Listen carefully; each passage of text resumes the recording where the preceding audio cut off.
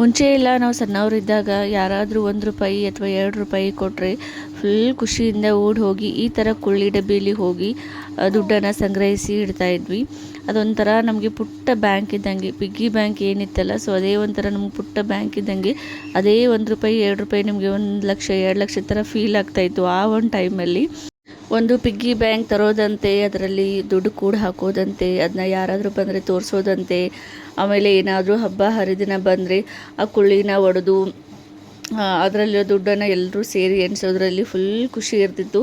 ಎಷ್ಟು ದುಡ್ಡು ಆಗಿದ್ದಾವೆ ಅನ್ನೋಂಥ ಕ್ಯೂರಿಯಾಸಿಟಿನೇ ಜಾಸ್ತಿ ಇರ್ತಿತ್ತು ಅದರಲ್ಲಿ. ದುಡ್ಡು ಕಡಿಮೆ ಇರಲಿ ಜಾಸ್ತಿ ಇರಲಿ, ಬಟ್ ನಾವು ಸೇವಿಂಗ್ಸ್ ಮಾಡಿದ್ದೀವಿ ಅಂತ ಹೇಳಿ ಹೆಮ್ಮೆಯಿಂದನೇ ಹೇಳ್ಕೊತಿದ್ವಿ. ಆವಾಗ ಅದೊಂಥರ ಒಳ್ಳೆಯ ಹವ್ಯಾಸನೇ ಇತ್ತು ಎಲ್ಲ ಮಕ್ಕಳ ಕಡೆ. ಬಟ್ ಇವಾಗ ನಮ್ಮ ಮಕ್ಕಳಿಗೆ ಆ ಥರ ಒಂದು ಹವ್ಯಾಸ ಕಲಿಸೋದ್ರಲ್ಲಿ ನಾವೆಲ್ಲೋ ಒಂದು ಕಡೆ ಮರಿತಾ ಇದ್ದೀವಿ.